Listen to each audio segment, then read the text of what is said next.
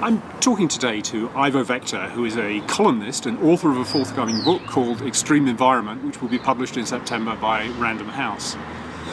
Ivo, tell me how fracking as a technique started and where it was first used. The technique itself actually dates back quite a long way. It was originally used in mostly in the oil drilling industry back, I think it goes back as far back as the 40s and 50s, where they used it to basically get more oil out of existing wells that had been depleted. Yeah.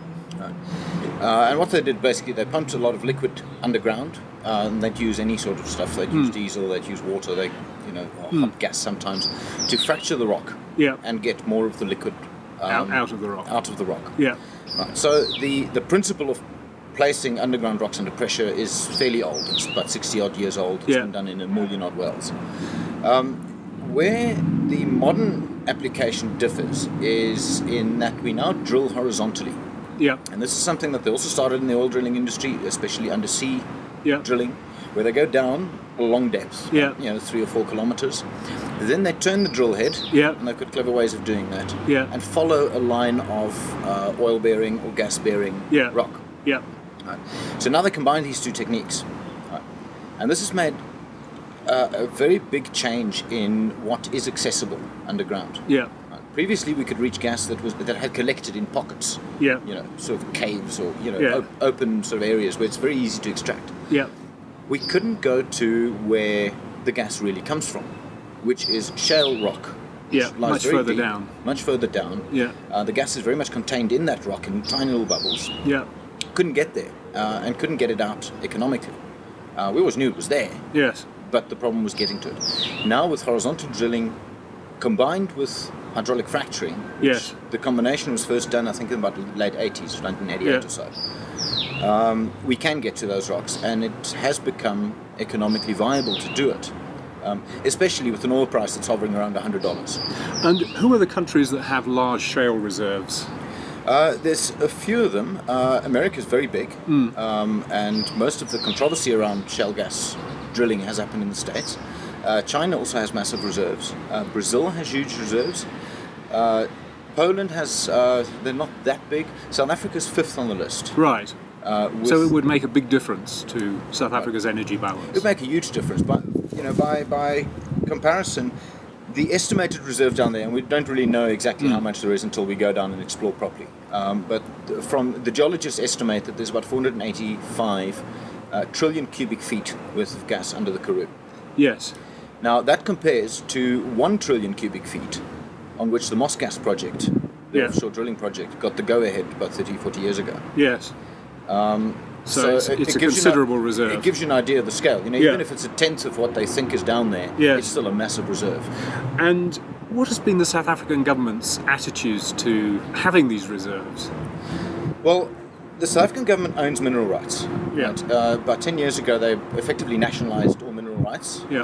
Although some existing rights were grandfathered in. Yeah. Mines that pre-existed, but basically they own the mineral rights. Yeah. So they obviously want to develop those mineral rights for the benefit of the country as a whole, which seems fair and sensible. They seem fairly keen on developing it, but they have been concerned about some of the issues that are raised about potential for pollution. That's the big one, I think, drinking water pollution, and probably the water use, how much of water it might use. Yeah. In the process. So they've put a moratorium on it to investigate these issues. Yeah, and is that a moratorium without date, or is it? Well, it seems to be without date. Yes. It was going to be for 6 months, and then it got extended. Yeah. We expect any day now, actually, to hear what the outcome of that study is, and whether or not fracking will go ahead. And I expect it to go ahead. And those shale reserves are in the Karoo, and what's the attitude of the local community there? It varies. There are some landowners who are strongly opposed to it.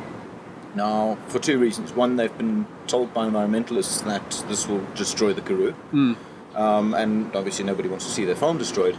Secondly, because they don't own their own mineral resources, they don't have the power to go to a company like Shell and say, listen, A, we want 12.5% royalties if you find something on my farm. Yes. Right, and B, if you screw it up, we want you to buy my farm. Yes. Or, we want compensation and we want remediation and so forth. And so with state ownership of rights, presumably they will be compulsorily purchased. Well, the state can put in all sorts of license conditions. Yes. Right. But these farmers are now dependent on the state to look after their own interests. Yeah. Which no farmer is willing to do. Yes. And because there's nothing in it for them financially, or very little in it for them financially, it doesn't really pay them to say yes. Okay. They've got nothing to lose by saying no. So who's in support then? However, go on. And this is interesting. What most of the media hasn't picked up is that there's another group, other than the environmentalists, which are making a lot of noise, called the Karoo Shale Gas Community Forum. And that consists of a whole conglomeration of church groups, youth groups, small farmers, independent farmers, farm workers, local residents, unions, and so on. They've formed together and they said, look, sure, we are concerned about some of the issues that are raised, but in principle, we don't have any jobs and we would like them. Yes. So if this can be developed in a sensible and rational and safe way, then we would like it to go ahead. Yeah. We call on the government to do so. And what are the main risks with fracking wherever it takes place? Well, the biggest risks, there are a lot of minor risks. Yes. The biggest risk really is pollution from surface spills. Yeah. Right. That's where traditionally the most incidents have happened. Yeah. Right. A truck falls over, a storage tank collapses, Yeah. a well blows out at the surface. Yeah. Right. And that causes localized pollution. But presumably that's the same pollution you would get with oil drilling anywhere. Any other industrial process. Yes. One of the comparisons I love to make is milk. Yes. You ever seen what happens to a river if a milk truck falls into it? Yes. It really destroys that river. Yes. Removes all the oxygen from it, it kills everything in that river. It Yeah. is an absolute disaster. Yes. Do we make milk trucks safe and impose some regulations to make sure that milk doesn't end up in rivers? Yes. Or do we ban the dairy farming industry? Yeah. No, indeed. Right. Indeed. So what is the evidence for the risks that exist, major or minor? There's some anecdotal evidence. There have obviously been some surface spills. There are some claims of groundwater pollution, although every time you start digging into those claims, they start looking flimsier and flimsier. Yes. One of the sort of showpiece cases in a propaganda film called Gasland, Yes. for example, is Dimmock, Pennsylvania, Yeah. where a number of people are suing the local oil companies the local gas companies for polluting their groundwater.